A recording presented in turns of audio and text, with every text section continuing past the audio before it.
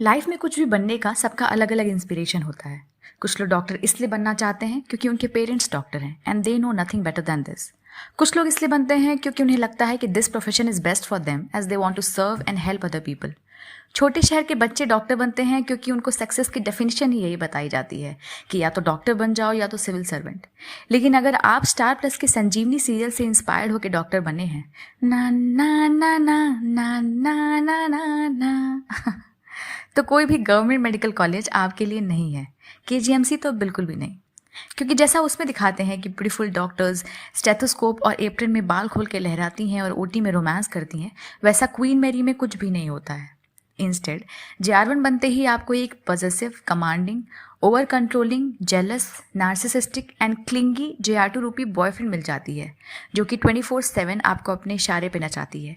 एक पल की भी दूरी उसे बर्दाश्त नहीं है और गलती से आपने अगर गैस्ट्रोएंटराइटिस और फीवर का बहाना मार के छुट्टी ले ली तो उस दिन तो उसकी जान ही निकल जाती है। अगले दिन टॉर्चर थोड़ा और बढ़ जाता है और हर बात पे सूता जाता है।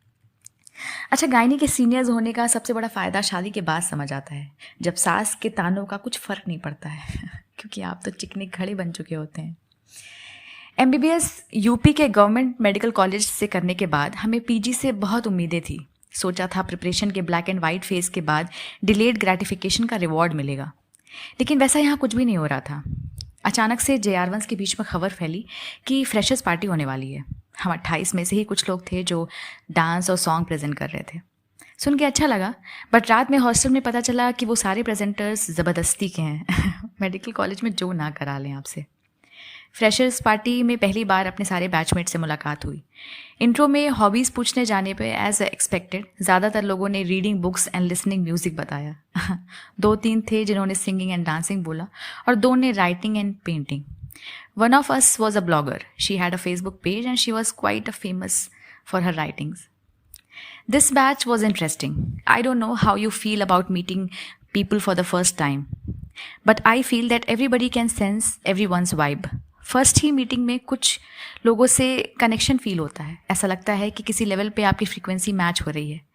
कुछ आपको बहुत इंटिमिडेटिंग लगते हैं और कुछ का ऑरा इतना स्ट्रांग होता है कि you admire them but you don't want to take chance to go closure.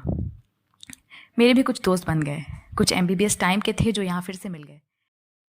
काम कितना भी हो, चाय पे साथ बैठ के बिचिंग करने वाला कोई मिल जाए जो कि आपका दोस्त भी हो तो ज़िंदगी थोड़ी आसान लगने लगती है।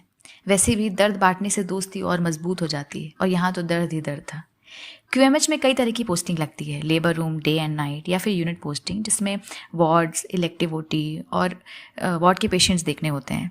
वार्ड भी कई तरीके के हैं, मैटी वार्ड, ICU वार्ड या सेप्टिक वार्ड। हर जगह अलग अलग तरीके का काम है, अलग अलग रिक्वायरमेंट है और अलग अलग स्किल चाहिए JR1 का काम करने के लिए। सेप्टिक वार्ड हमारे लिए सबसे ख़तरनाक वार्ड था, जो कि अब नहीं है। पहले वहाँ अनबुक पेशेंट्स होते थे, मतलब वो पेशेंट्स जिन्होंने पहली बार अस्पताल में कदम रखा है। जून के महीने में भीषण गर्मी, बिना AC के एक बेड पे 2 से 3 पेशेंट्स एक साथ होते थे और उसी वार्ड में हर पेशेंट के 3 से 4 अटेंडेंट्स। वहाँ घुसते ही ऐसा लगता था जैसे ट्रेन के जनरल डब्बे के आप TT हो। TT को तो तब भी कुछ बोलना नहीं होता है, लोग अपने आप टिकट निकाल के दे देते हैं लेकिन हमें सबसे चीख चीख के बात करनी होती थी। अटेंडेंट्स को बाहर करो और फिर पेशेंट देखो।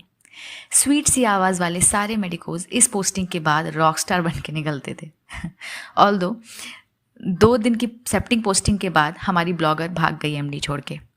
10-12 दिन के बाद एक और रेजिडेंट ने क्विट कर दिया। शायद आपको पता होगा कि हर साल हर कॉलेज के गायनी रेजिडेंट्स में से 1 से 2 कोर्स छोड़ के भाग जाते हैं, फिर वो नेक्स्ट ईयर कहीं से डर्मा, रेडियो या पैथो उठाते हैं पता है, छोटे शहर के इंग्लिश मीडियम स्कूल से पढ़ने के बहुत सारे ड्रॉबैक्स हैं। एक तो ये कि ना आपको इंग्लिश सही से आती है और ना ही हिंदी। इंग्लिश ना आने का खामियाजा आपको केस प्रेजेंटेशन में और हिंदी ना आने का खामियाजा लेबर रूम में भुगतना पड़ता है। QMH में वर्किंग लैंग्वेज हिंदी है क्योंकि वहाँ पेशेंट्स ऐसे ही आते हैं जो कि हिंदी समझ ले, वही उनके लिए बहुत है। लेबर रूम में JR1 की बैंड बजी रहती है, एक ऑर्डर पूरा नहीं होता है कि दूसरा मिल जाता है। JR1 के काम जैसे कि फाइल बनाना, हिस्ट्री लिखना, सैम्पलिंग करना, NST लगाना, इन सब में से सबसे मुश्किल है पेशेंट्स को रिस्क एक्सप्लेन करना, क्योंकि वो समझते ही नहीं है। हर ऑब्स्टेटिकल कॉम्प्लिकेशन को एक्सप्लेन करने का एक सेट पैटर्न है जो कि हिंदी में है। जैसे obs patient with severe anaemia, we all know that severe anaemia if uncorrected can lead to pulmonary oedema and ultimately heart failure. तो इसमें लिखते हैं, हमें बता दिया गया हमारी मरीज़ के शरीर में खून की बहुत कमी है, मरीज़ को खून चढ़ाने की तुरंत आवश्यकता है। खून की कमी से मरीज़ के फेफड़ों में पानी भर सकता है, उसके दिल और गुर्दे फेल हो सकते हैं, मरीज़ और मरीज़ के बच्चे की जान जा सकती है। हमें सारे खतरे समझा दिए गए हैं और इन सारे खतरों की जिम्मेदारी हमारी है। बस JR1 का मोटो होता है कि इसे लिख के अटेंडेंट का साइन ले आए। अटेंडेंट को बात समझ में आई है या नहीं, उसे कोई फ़र्क नहीं पड़ता। एक्चुअली वेरी सीवियर एनीमिया के अटेंडेंट्स को फ़र्क नहीं पड़ता है, क्योंकि मैक्सिमम पेशेंट्स के लिए JR1 को ही ब्लड बैंक जाके चरस करके ब्लड लाना होता है। लोग कहते हैं कि गायनी वालों की बाकी डिपार्टमेंट से बनती नहीं है। कारण भी तो है ना बनने का। ब्लड बैंक का स्टाफ और पैथो के रेजिडेंट्स ब्लड की चरस से परेशान है। एनेस्थीसिया वाले बैक टू बैक OT से परेशान है। मेडिसिन वाले very severe anaemia with AKI के रेफरेंस से, और सर्जरी वाले बिना टाइम क्वेरी बावल पर्व की OT से।